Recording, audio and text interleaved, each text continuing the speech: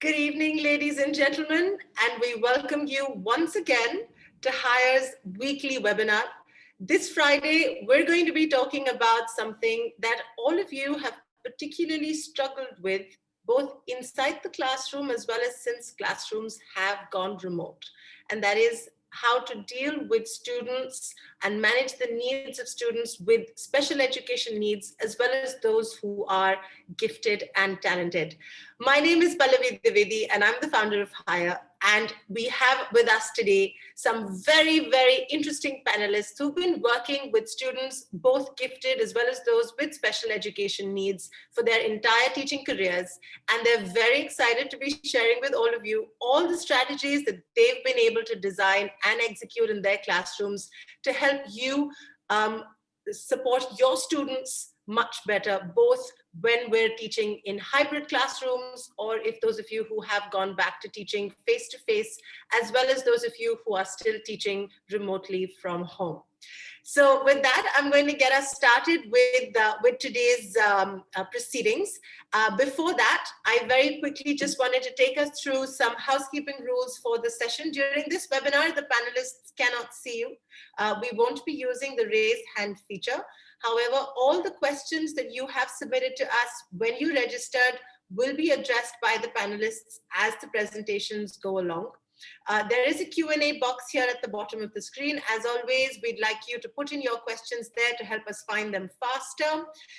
The chat, of course, please go ahead and use it as much as you'd like to share your general observations and your thoughts, and the panelists will find their way into the chat as well and try and interact with you during the session.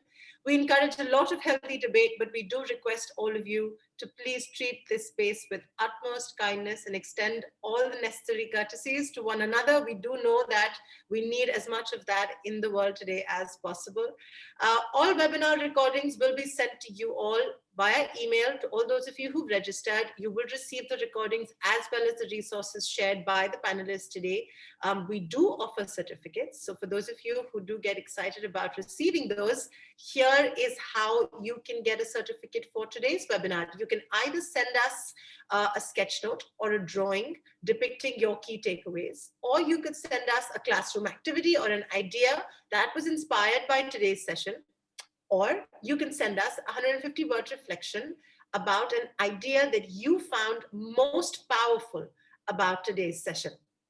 And we would expect these to come in by 6 p.m. on Saturday.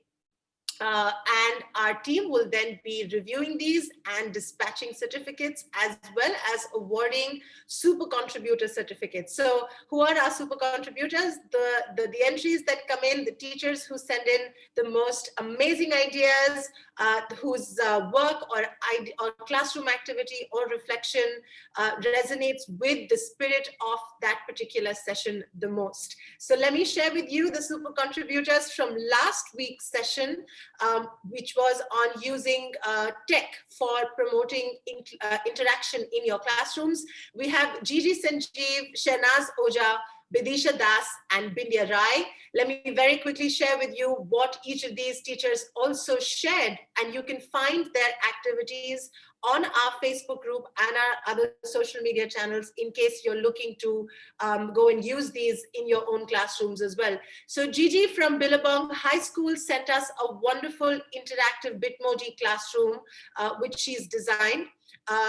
Shehnaz sent us a Padlet activity for promoting critical thinking skills around social issues, and Bidisha wrote us a wonderful reflection on how she can get her students to use Mentimeter to understand how polling is a very crucial part of developing students' understanding of their rights and their duties.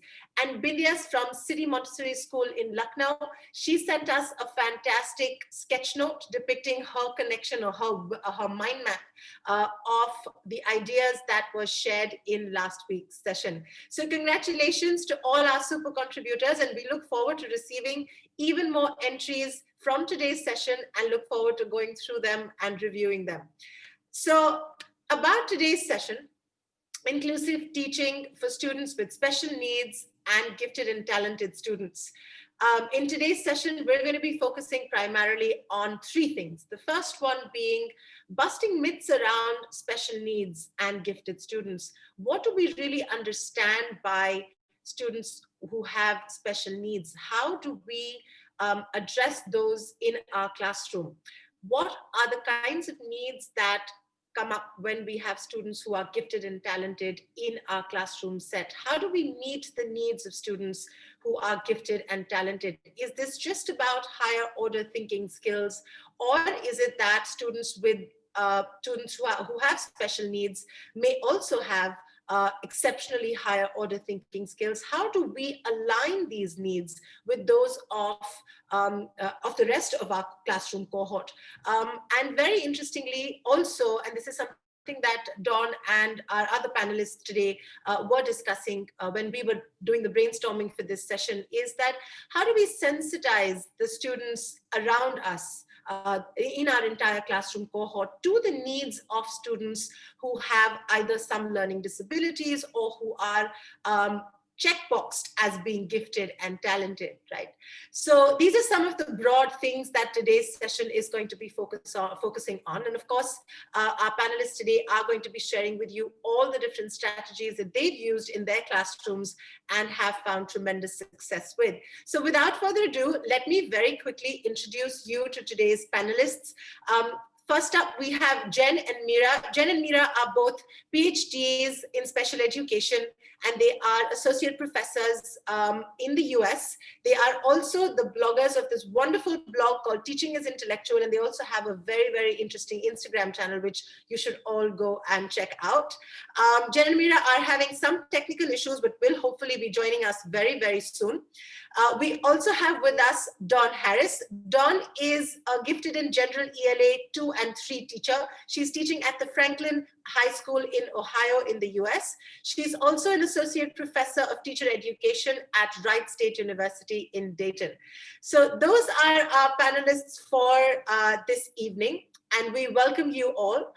We'd now like to get started with today's discussion, and to set the ball rolling, let me invite first up Dawn to start talking to us about how she has been looking after the needs of students who are gifted and talented. And she does run special classrooms that are only gifted and talented, if I understand that correctly, Dawn. And she also does general classrooms, which are more inclusive, and all students are studying in there together. So over to you, Dawn, to hear from you about your experiences and learn from your strategies. Absolutely. Thank you so much for having me. Good evening to all of you. It's actually a bright early morning here in Ohio, so I'm excited to be with you and just share with you some of my experiences as a senior high school level educator. I've also taught middle grades, gifted classrooms, and general education classrooms, both.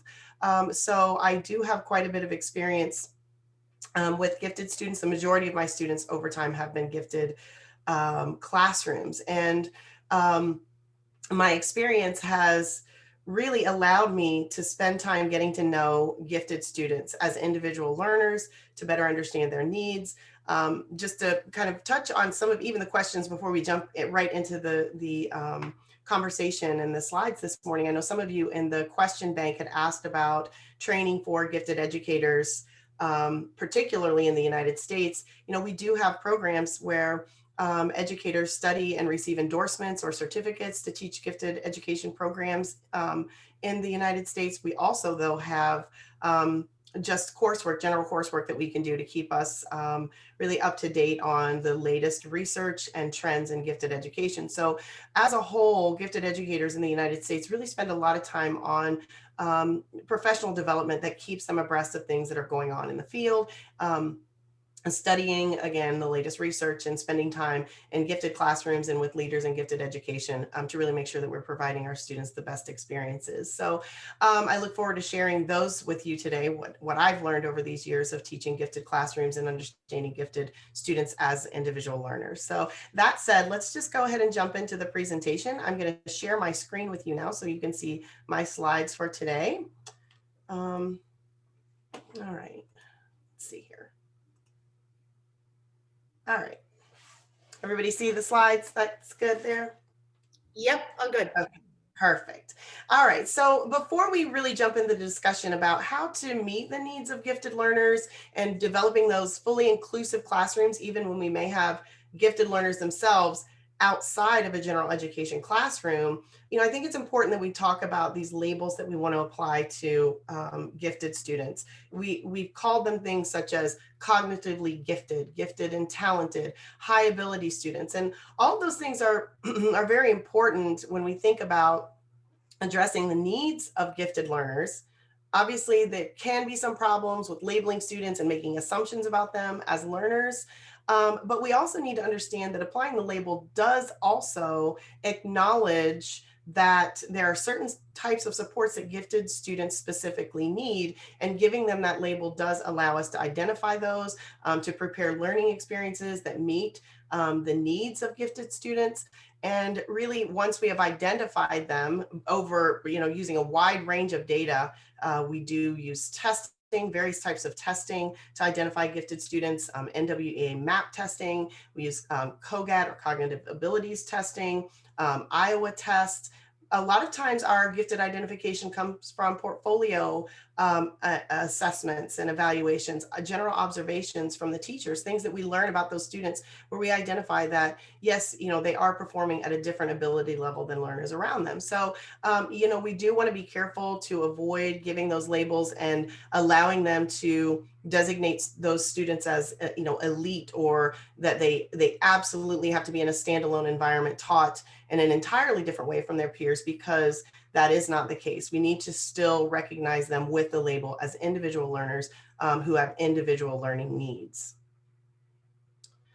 So that said, we need to take care with our gifted learners, specifically those who find themselves in exclusive learning environments, to not put them in this box and assume that because they are gifted learners, they can only learn with others who are like themselves, that they, making assumptions about the fact that they, may always work best on their own, that they'll be all right if, they don't have a system of supports in place. Those are things that we really need to kind of acknowledge that is not true about gifted learners, but that finding ways to create inclusive learning spaces for them where they can share their individual voices, their beliefs, and their values, where those things are acknowledged, is going to be really, really important. And so as we seek to engage gifted learners in the classroom and finding ways to create inclusive learning environments for them, we have to make sure that the engagement itself is meaningful. How do we bring students into the learning that reflects their attitudes, their values, their belief systems as part of the learning experience in the classroom itself? We also need to make sure that we're removing barriers to participation. We can't assume that gifted learners don't have struggles in the classroom, that they don't have individual needs that may relate to some disability that they have.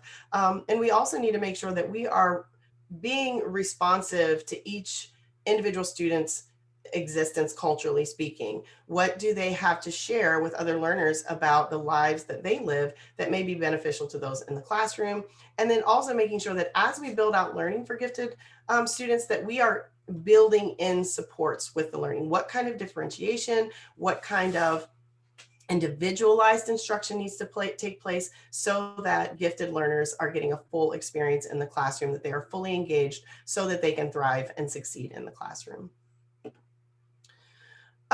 So it's very important when we're addressing the needs of gifted learners that we do look at what the research says, and there's an abundance of it out there. If we really start to dig into what is a gifted, standalone gifted classroom specifically look like for students, we may find that many students are accelerated. If they're performing at such a level that they are really achieving beyond those peers in their age group or their current grade band, that sometimes we just choose to move them forward into a specific content area acceleration. Sometimes we even move them forward into a grade level acceleration.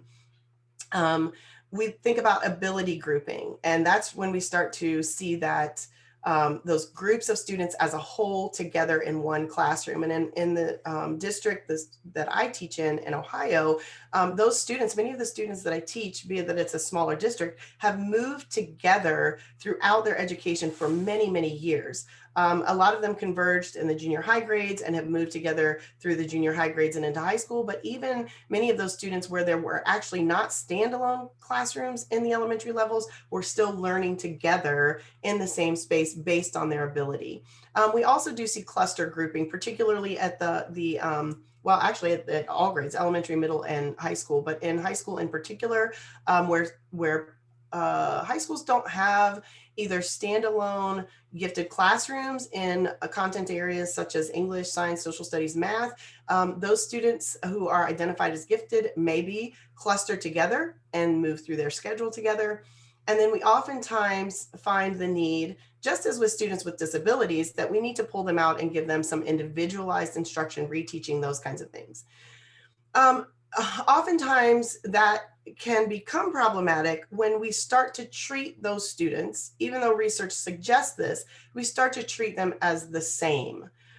When in actuality, they're all very different types of learners who have different kinds of needs. While they may be in in the same gifted setting, they may actually be achieving at different levels within the gifted setting. We can look at our benchmark assessments that we assign to students and see clearly that as they demonstrate proficiency or levels of mastery within the assessments that are assigned, we do have a wide range of learning levels within a single group of students. And that can be troublesome if we're not taking care to address those individual learners and start to look at the data and see what do we need to identify for each student in terms of how we address them as learners and provide supports. We also have to make sure that we avoid those myths that gifted students are going to do fine on their own. And then a lot of folks have the attitude that gifted programs are elitist, perceiving themselves, better than other students in the building or in a classroom if they are actually in that classroom identified as gifted with other general education students. They need supports, gifted students, like all other students. They have different learning styles. They may have even different ways of accessing information. We have to think about equity with regard to gifted students and just ensure that as we are building out learning for gifted students, whether they are in our all fully inclusive general education classroom settings or they are in standalone classroom settings, that we are ensuring not to group them as a whole. Gifted students who can perform in the same ways at the same levels, have the different needs, to ensure that we're giving them the best experience possible in the classroom. So I like to ask every year my students, what is important for you in the classroom to ensure that you're getting the best experience possible, to feel like that your voice is valued, that you are heard as a learner, and that people aren't making assumptions about you, about the ways that you learn, the ways that you wish to interact with others, and the kinds of experiences that you want to have in the classroom. So I've shared some quotes here for my students. These are students from just this year that I surveyed at the beginning of the year. And if you review these slides, you see there are some really common themes here in just these few quotes, and these were a few of many, that students are really seeking to do work with others. They want to do group projects. They want to help one another out. They want to be engaged through socialization. They like hands-on work that they're doing with other folks. Those group activities are huge. And you see this last comment, something different every few days. They're craving different activities. They're craving inclusivity. They're craving working with other people to problem solve and to get through learning together as opposed to on their own. And this always inspires me working with gifted learners every year and being able to see the fact that, while they may be in those classrooms on their own, that they still want to be able to be a part of the whole. And that's important as we think about building out learning for gifted students.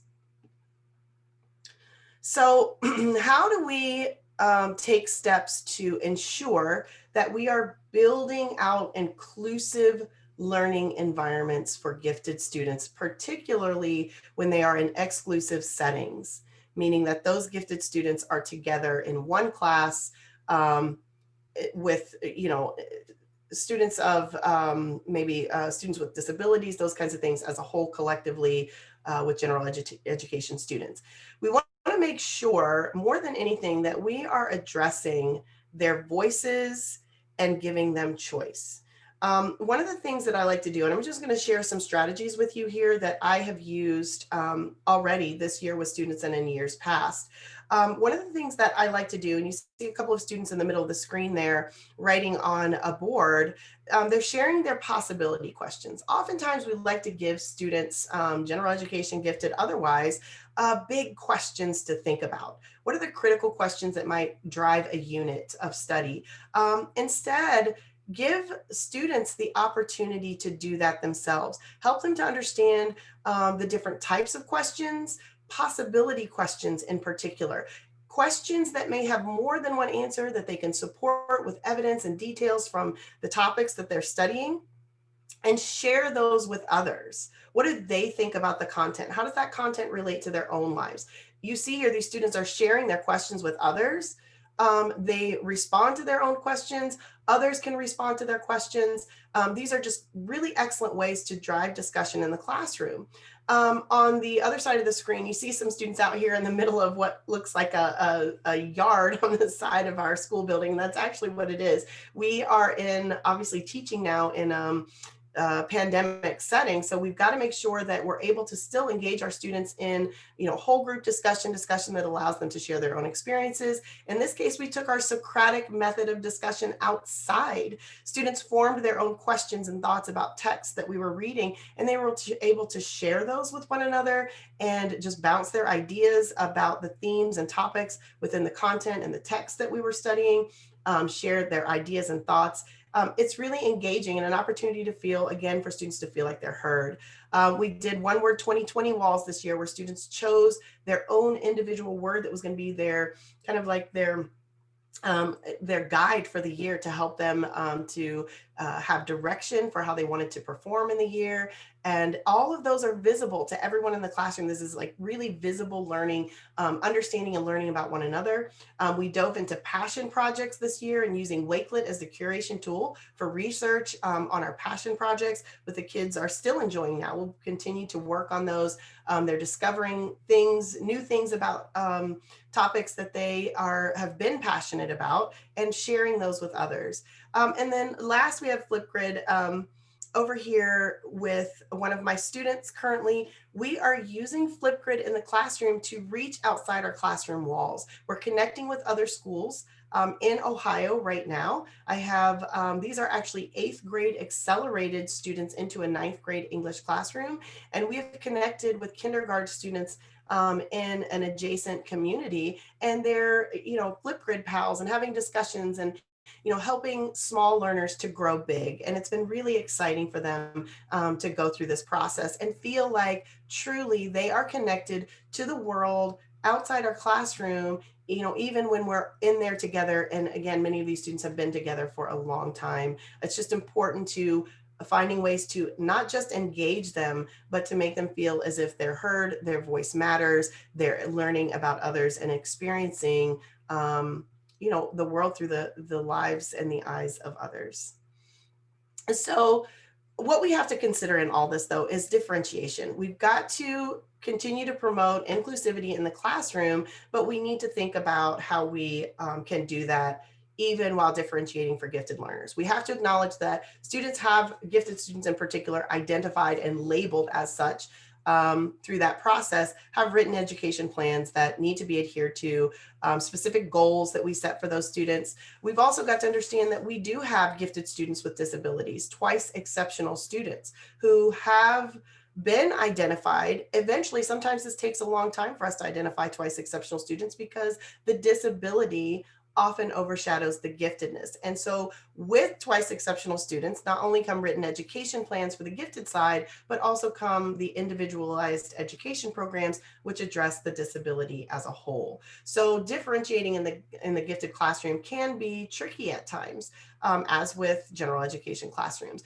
But the idea here is that we find ways to bring students into the content in a way that reaches them individually. We talk about lowering floors and raising ceilings. Jo Boaler, she talks about the idea of helping students to enter into learning where they are.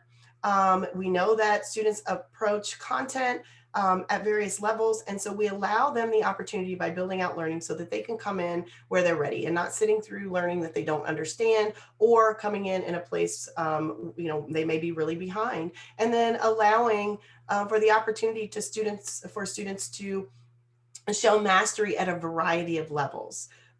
Different students are going to finish in learning in different spots, and that's okay. What we are looking for is growth, right? So mastery comes in many different forms. Addressing learning styles. We think of Gardner's multiple intelligences. We know, and you saw in some of the comments from students earlier, that we have a variety of learning styles in our classrooms. Some students like to learn visually, others are kinesthetic and they need to be doing hands-on work. Some learn better by listening, and some learn better by working with others versus on their own. These are things that we need to think about as we're building in differentiation into learning in the gifted classroom. We have to do that. And then Rudine Sims Bishop talks to us about windows, mirrors, and glass sliding doors. And that really is giving students access to voices that are like their own and that are unlike their own, that give them a view into, wow, there are others who think and exist in the same way that I do, and others who don't, and how does that impact my life and affect how I perceive others in the world? So we need to make sure that we're bringing those things into the classroom for gifted learners, as well as those in our general education classroom settings.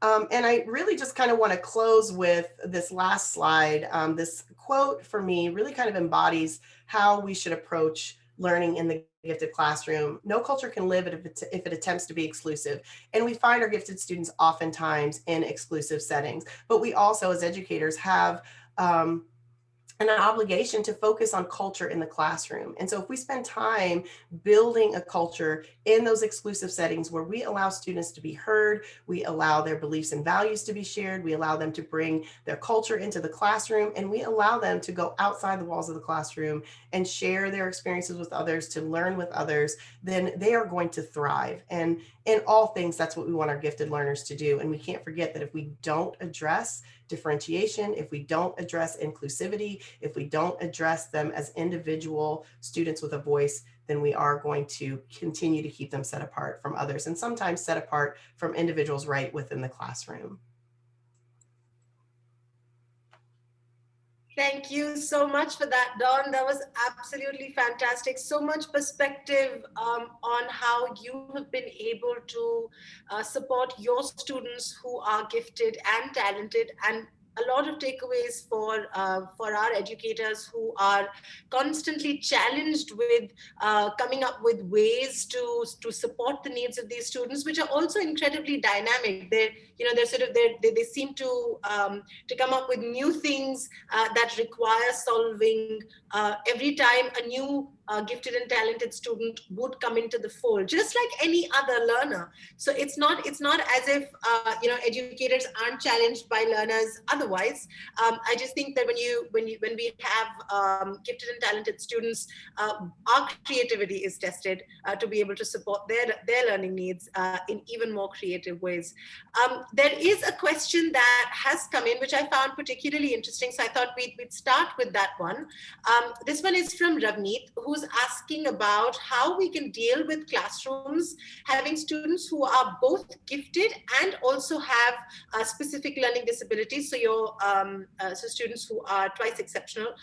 So dealing with this heterogeneous group and catering to the needs of these groups, especially when students who are gifted are able to finish tasks before time and others are struggling behind them. So how do we sort of help support the needs of these students as well as manage those of the others? And I know, Dawn, that you've taught in heterogeneous classrooms, so you'll have something that Ravneet can take away from today's discussion.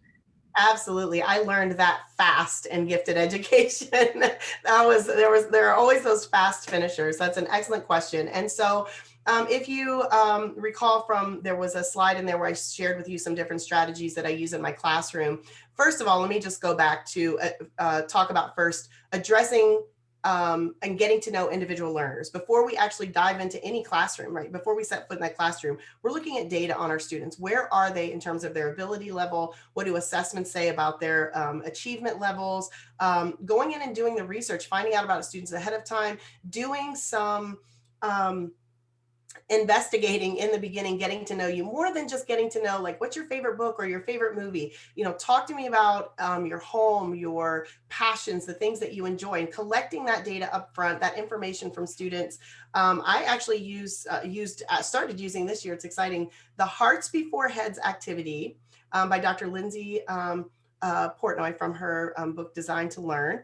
And that asks students to come in and tell me, I use a Google Doc for this. I collect information about what's going on at home. Tell me about your educational experience previously. What are your interests and things that you enjoy doing outside of the classroom? Tell me about, just your family as a whole. And then I can tap into those things all year long. So we started this year, as you could see, with the Wakelet Passion Projects. And so what happens is, as students, learning segments are assigned, first, tailoring the learning standards themselves. So I need to understand going in, I might have a mastery level standard, but I need a multitude of standards and learning objectives that I'm working on with students throughout, because I know that the levels are going to be in different places. We're going to have people who finish quicker. I need to move on to another level of learning. And mastery grids from the Teach Better team is something I've used for the past 5 years, and they allow me to kind of build learning so that students can progress at their own pace.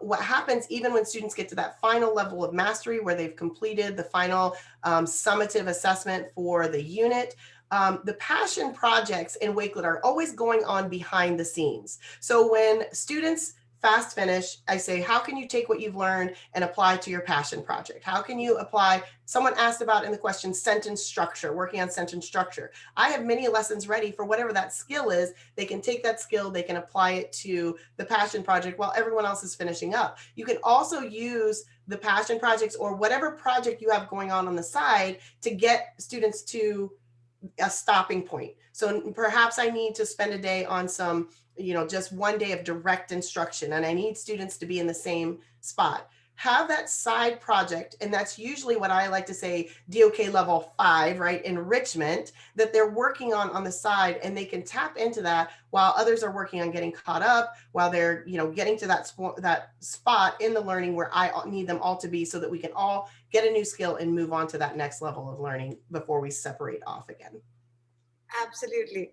Okay, so helping students also engage, actively with passion projects, and then thereby also, in some senses, giving students transdisciplinary learning, viable transdisciplinary learning in ways so that, if somebody's in a math classroom, they can still use something that they've picked up from there in their passion project, and also Absolutely. have these students not lose important class time, which is great. So thanks for that, Dawn. Another question that came in, for example, which is coming in about a common confusion, which I think is something that we could perhaps clarify at this point in time, is how do we as educators ascertain whether something is a learning gap or a learning disability? And I'm going to open this out to Jen and Mira as well. And this can often be disconcerting for educators, as well as for parents, as well as for the student themselves. So how do we go about sometimes even especially when it comes to language, and some of the earlier markers of learning disabilities are often language, and we know that. And in a lot of cases, students who have language gaps, for example, students who come from economically weaker sections who don't have great language skills, how do we make sure that this is not simply a language gap, but is a learning disability, or the other way around? So opening this out to all three of you. Maybe if we could have Jen take this one. Sure. Good morning, good evening, I guess, everyone. I'm Jen Newton, and I would say that I'm not sure that we necessarily need to worry about whether or not it's specifically a gap or a disability. We just need to provide intervention. So I would sort of course, embark upon assessment and try to gather as much data as we can across settings. And so is it a specific content language gap? Is it not a lack of background knowledge in this area? And if that is isolated to a particular content or a particular part of the academic curriculum, then it's likely a background knowledge language gap. If it's broadly experienced across the child's day and across their environments and their experiences, I think it would be more important to continue to investigate through assessment.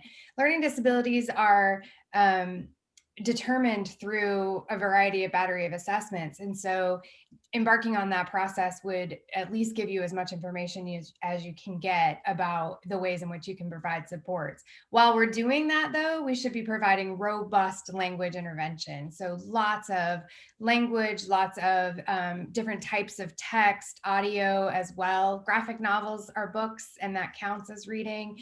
Ensuring that students are able to access language in lots of ways, not just by reading it.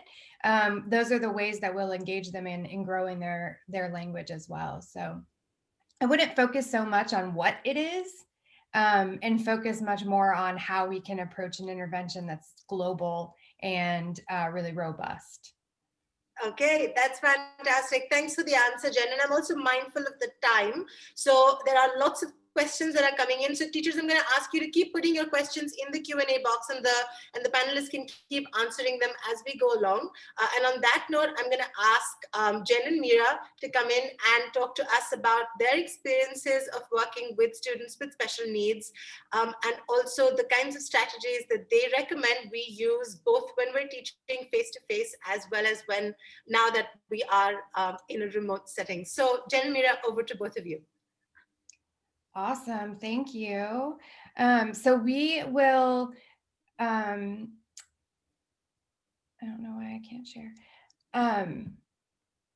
Talk a little bit about this idea of normal and how we can think about heterogeneous classrooms and homogeneous classrooms. We'll talk a little bit about inclusion and systems, about the ways in which it's framed here in the US, and the work that we're all kind of doing in order to support kids with disabilities more globally and for better outcomes. And then we'll talk a little bit about some inclusive strategies and community building. So I'll start off by kind of getting into this idea of normal as a myth. We tend to have a mindset about students having an ability or a disability. Can I just ask you to optimize your slide?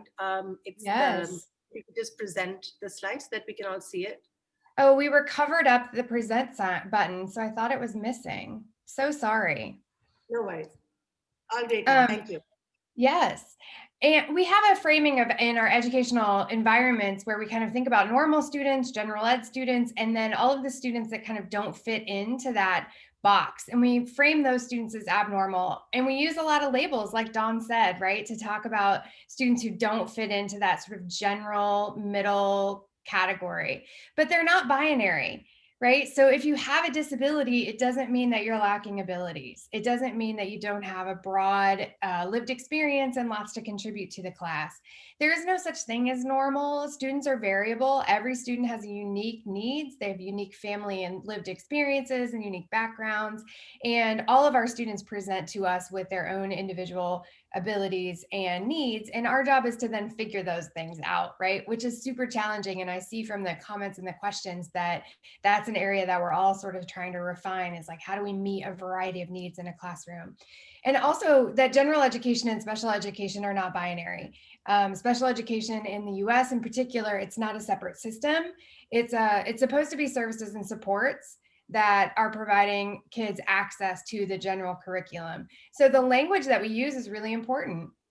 The way we think about our learners and the way we talk about our learners is really important. Someone had asked a question about the language of slow learners.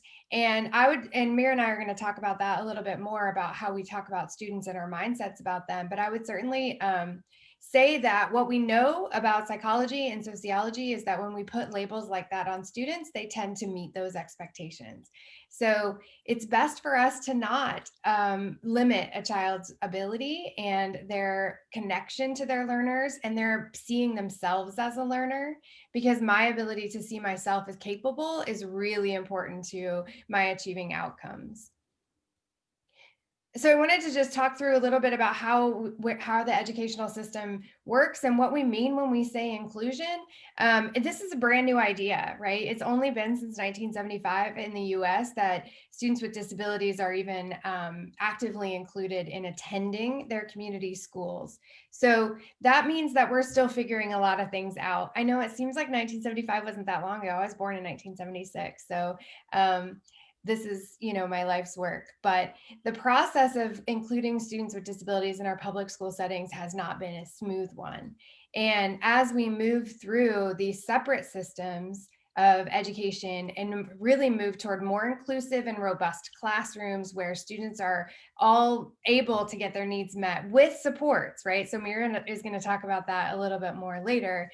And now we have expectations that students with disabilities will be tested. They will show growth and progress. They will continue to access the general ed curriculum. We want to see students with disabilities achieving at post-graduation, right? We want students to be able to have lived experiences in life and economic security and all of those things as well. So we are keeping the long game in mind all the time. What are the lived outcomes we're hoping for our students? All right. So part of talking about inclusion and inclusive processes and practices is talking about these three tenets. So when we think about inclusion, we think about access, participation, and also support. So we're going to dig a little deeper and talk more specifically about these today.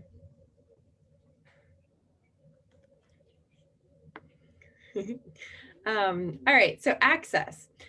Access is providing supports to both learning opportunities and learning activities, along with also providing access to settings and environments. So a lot of times when we think about the word access, we think about just letting a child or a student with a disability enter a classroom or enter a general education setting, but it's really much more than that. So we want to kind of broaden the thinking behind this and think about access as not only settings and environments, but also access to the learning and learning opportunities and activities that might be occurring in the classroom, in the community, and in different aspects of the child's life.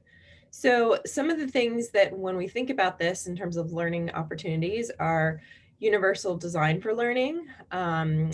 We think about modifications. What can we do in the classroom? And I have noticed that some of the questions that you guys are asking are specifically about specific modifications or technology that you might be able to access or use to help students in your classroom access these learning opportunities. And then when we talk about settings and environments, it's really important when we think about inclusion to think about it across the board. How are children being included in their homes, their communities, their school systems, everywhere that they would go? And participation is all about belonging and promoting belonging and engagement of every student. So in order to increase engagement, we have to really truly believe that students with disabilities belong in our communities and that they belong in our classrooms.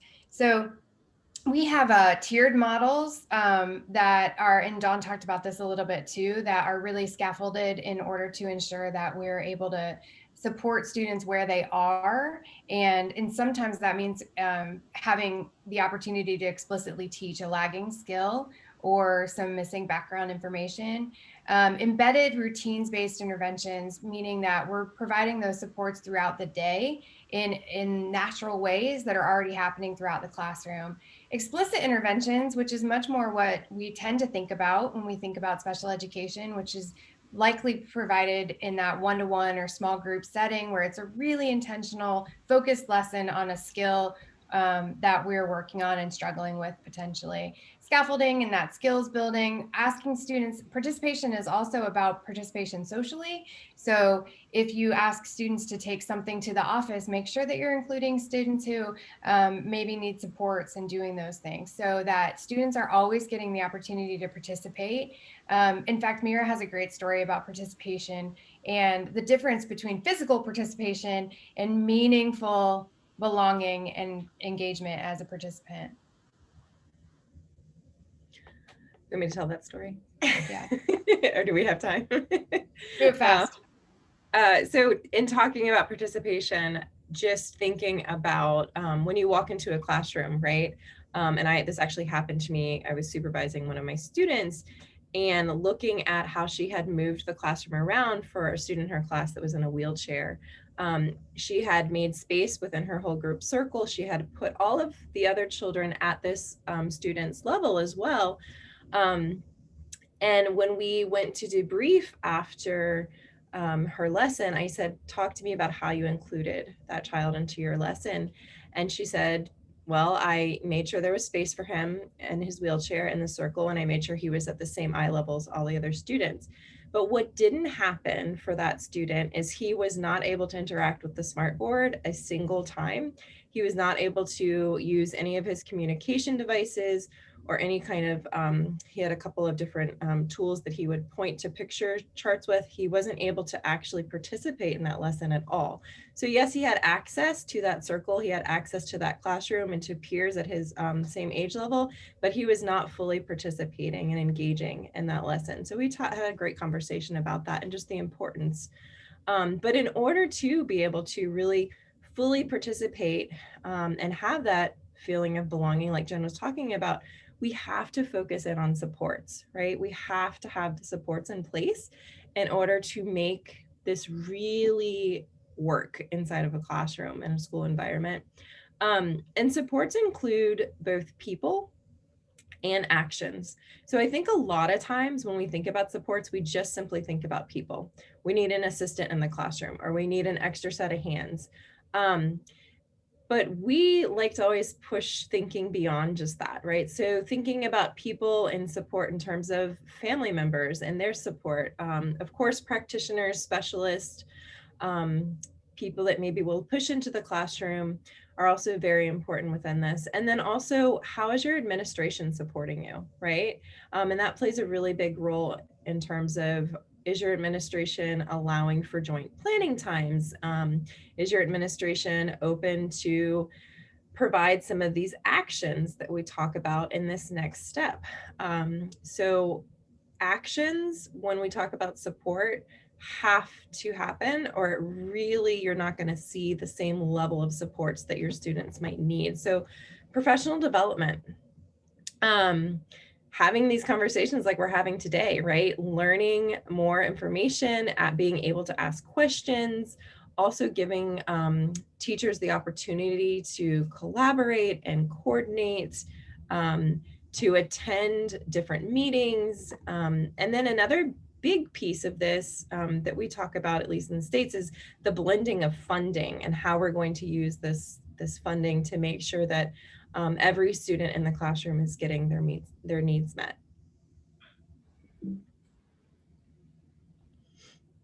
Okay, I think. So some strategies that we use and teach and support starts with this mindset shift that I talked about earlier, really reframing from deficit-based to strengths-based thinking. And that means we're really needing to think differently about the way we talk about students and the way that we group them and the way that we frame them. So we're really in the US moving away from language like special needs. We acknowledge that all learners have their own unique needs, but some students have disabilities, and those disabilities impact their access, impact their learning in certain ways. And we're working toward sort of eliminating those euphemisms and really saying these are some strengths this student brings, and these are some areas that the student needs support. Another strategy is to presume competence, to really believe that students can learn and that they have the right to learn and that you can teach them. Presuming competence in ourselves, as well as presuming competence in our learners, is a huge part of helping students be successful in your space. Another is to just check our biases. Biases are natural, they're inherent, they come from all of our lived experiences. We all have them, and they're kind of always based on the things that the people who've been in your life, the experiences you've had, but they can be problematic if we apply them to the next student or the next family that maybe is identified in the same way. So allowing every student to show up in their full self and understanding that they're going to present as a unique person, it requires us to kind of check our biases about what we thought about learners or what we think about a student with a certain kind of disability or something like that. And then seek supports. I cannot emphasize this enough. You cannot do this alone. It's not just about supporting students in terms, like Mira said, of having enough people, but it's also having the right information and the right resources made available to you. And so really seeking supports like in webinars like this and those resources that are available to you, those are the ways that this is just we're just kind of giving you a push, right? But the finding those resources and really seeking those supports is how we grow our knowledge and create our inclusive communities. So that's pretty much it for us. I see questions coming in, so. Okay, thank you so much for that, Jen and Mira. Some really, really great perspective, particularly liked towards the end of your presentation, how both of you talked about moving away from terms like special students with special needs, and instead of that, to embrace the disabilities, but to identify also with these students as we do with every other student, and saying that every student comes with their own set of needs and their own set of requirements, and how can we best cater to these needs and these requirements. And there are loads of questions that have come in. The first one, and I know that this is particularly popular, and this is featured in the chat as well as in the Q&A box. I'm going to take this one up first, about what are some of the tech tools that you would recommend teachers use for students who have disabilities when we're trying to get them to participate in online discussions. So Dawn, Jen, Mira, what are some of these tools that you have been using that you would advise others to use as well? Yeah. Do you want me to start? I can start. Yeah, go ahead, Dawn. So I think, and one of the reasons that Jen and I were more broad about strategies is because even if you have a child that has a learning disability or ADHD, or even a student with a visual or hearing impairment, they're all going to still have different needs. So it's really challenging to just say, oh, you have a student with ADHD, you need to do X, Y, and Z, because that student could typically that student will have additional needs, right? So if we're thinking about online tech tools, I think the biggest piece to start is to make sure that that student, again, depending on what their disability is, I've seen some questions about either hearing impairments, spatial challenges, things like that, is to make sure that what you're using, the platform that you're using, is accessible to your student. So like one thing, for an example, that I learned recently is that Zoom is one of the only platforms that allows a student with a visual impairment to access and participate in the chat, to be able to have closed captioning. So just first starting with making sure that your platform is accessible. And then there's lots of different tools. I know some of the ones that we've been using, actually Dawn mentioned, but having the option to do some video, right? So Flipgrid is a great one. I know a lot of people are using Nearpod. There is Jamboard that is also accessible for students. But then I think beyond that, also making sure that your students have the tools at home that they need, since we're in this virtual world, and that can be sometimes much trickier, but really advocating for, if you know that your student needs an iPad because they can maneuver a touch screen much more easily than a keyboard or something like that, then advocating to get that student a touch screen, an iPad, versus having them have to struggle with the keyboard and things like that. But again, it's really hard to answer like super specifically without learning more about each individual child. I don't know, Jen and Dawn, if you have any other things that you guys are using or want to. I can pop in. I just, with gifted students in particular, I try to make sure that whatever technology that I'm using is not simply supplanting something they can do with paper and pencil. I want to make sure that there's engagement, there's collaboration, that students feel like the tool itself is propelling the learning, right? And so that's why I had mentioned Wakelet for our passion projects. I had not used Wakelet before this year for passion projects or Genius Hour with students. And what I like about that is they can develop collections that they can share with one another. Students who have the same topic, who are researching the same area, can put their information in a collection and work with one another to sort out what information suits them best. I like that Wakelet allows them to access a variety of other learning tools to incorporate in the Passion Project. For instance, we can connect Flipgrid learning into Wakelet. So students are now like using multiple forms of technology in the same platform. And for gifted learners, that's really exciting to see them engage in YouTube and bring that in, or hyperlinks and bring those in. We also use Pear Deck a lot in class because that's real time.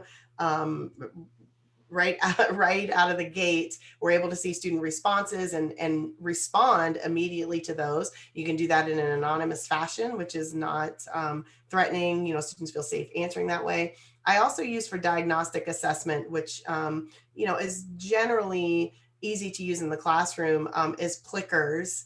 And those are square cards. Plickers is really amazing. And students just hold up a card, you know, for their answer. Again, real-time feedback from students on their performance, things that students enjoy. Students love Kahoot, anything that gamifies anything. But we just want to make sure that as we are putting those learning opportunities together, that we're not putting mastery and achievement out of reach of some students. So regardless of what it is, we need to make sure, whether it's a gifted classroom, a fully inclusive classroom, you know, whether we're dealing with just students with disabilities, we want everyone to feel like they have a chance to succeed. And I think for me, that's the most important thing to consider when using technology. I don't want to make it such that students either, one, don't have access. Mira said access is huge when we talk about students accessing at home, but also the ability level to interact with a form of technology. Some students are savvy and they're going to get it right out of the gate. Other students, it's going to take them a few tries, and we need to consider those things as well. So. Absolutely, that's a very valid point, Dawn. And I also feel that oftentimes, you know, we tend to think that technology will be the fastest or the easiest route, but I feel that we must be mindful of the fact that a lot of times, you know, technology will not help us in places where we need to build a relationship, or technology will not help us in places where it's important for us to help to understand or identify the need of the student before we picked out the tool already. So I think both of those things, both of what you said and what Mira said, makes complete sense in terms of identifying the tools that we want to use in our classroom. I know we're going a little bit over time, so I'm going to take one last question. And I think this one is also something that a lot of teachers feel themselves, you know, when we have teachers who don't necessarily have training in supporting students with special needs. And a lot of schools, particularly within the Indian system, we have a lot of students who go away for 3 or 4 classes in a week, you know, in what we call into the resource room or into the special needs support classes. And they go away from, they're not learning with everybody else, they're learning separately for 3 or 4 times in the week, and then they come back and are just sort of integrated with everybody else. And the challenge comes there that the mainstream teachers don't really have a clue about what they've actually been doing in these resource rooms and what they've caught up on, what are the struggles and what are the challenges there. What advice would you have for teachers who find themselves in situations like these, where they don't necessarily have a full sound understanding of supporting students with special needs. But at the same time, whatever remedial support is being provided outside of their classrooms anyway. So how would you, advise these teachers to go ahead with their classroom teaching? Jen, if I you would definitely encourage the to get together and talk with your administration about collaborative time. It's incredibly imperative that teachers know what's going on with a student in across settings and that they're able to support each other, right? So the general ed teacher has a lot to offer that special ed teacher about that student in the classroom, and the special ed teacher can really support the general ed teacher in ensuring that the student in the mainstream, in the general ed classroom, is able to show what they know. Students are very adept at code switching, and if they know that you're not communicating with each other, then they can very easily sort of move through those settings with different expectations. So I would really push for administrators to allow you support in collaborating and having shared time together and really being able to talk about students' needs across environments, because what we don't want is to sort of frame that time in the outside of the classroom as their academic time. Yeah. Because the learning is accessible, like Dawn said, learning has to be accessible all the time, and we always want to be keeping them engaged in that. And so we have to support each other. There's absolutely no way that any of these things happen without collaboration. So I would really push you to talk with your administration about building in some team time. Yeah, and to also maybe get access to an IEP, which is typically created for students who have identified as having a learning disability. And if you have access to that student's IEP or an individualized learning plan, that can help you also understand what can you expect in terms of support from the special education needs teacher, as well as how you can support the student in terms of the kind of goal setting that's already been done for the student, and to not actually push them more than what they've they can do, or that even they've been set out to achieve for that particular year. So it might help to, like Jen said, to build in some collaborative time with the special needs teacher, as well as getting a sense of what's on the IEP for the student. Thank you for that, Jen. And I know we're out of time today. There's some amazing questions that have come in, and thank you so much for such fantastic participation today. I'd request Jen, Mira, and Dawn maybe at some point in time to also pop into the Facebook group and try and see if they can answer some of the questions there. We know that some interesting conversation is happening on the Facebook group as well. So we'll look forward to your comments on the questions that have come in on the Facebook group as well. Thank you very much, panelists, for this fantastic discussion. And I know this was just, this wasn't even scratching the surface today. There's so much that needs discussing when it comes to students with special needs, when it comes to students who are gifted and talented. But I know that there's a lot that I'm taking away from today's session, both in terms of the kind of support that can be provided and the kind of support that should be provided, and how we should approach the way in which we want to support students with learning disabilities and students who are identified as gifted and talented. So thank you for starting this amazing, very, very needed conversation today. Thank you, Dawn, thank you, Jen, and thank you, Mira, for being with us today. And thank you very much to all the participants who came in from all across the world and for asking your incredibly insightful questions. We hope that today's session was useful and that you've all taken away something that will help you support your learners better. Keep your questions coming, and we look forward again to your submissions to this week's session. You will see the link to that Google form in the chat box coming up right away. This will also be emailed to you along with today's panelist presentations, as well as the recording of this session. So do send us your submissions by tomorrow, 6 p.m. India time, and we look forward to seeing what you took away from today's session. We will, of course, be away next Friday, given that it's coming up to holiday time here in India, and we wish all of you a very, very happy and safe festive season with your families and your loved ones. And we will see you after next week. We'll see you on the 20th of November with a very special session on growth mindset. And we look forward to having all of you back with us after the holiday break next week, and to get back into the learning mode once again. So thank you very much, everybody, for joining us this Friday. Thank you, panelists. Thank you, participants. Wishing you all a very, very happy Diwali and a happy festive season coming up. And take care of yourselves. And we will see you back on the 20th. Thank you all, and have a lovely week ahead. Thank you. Bye.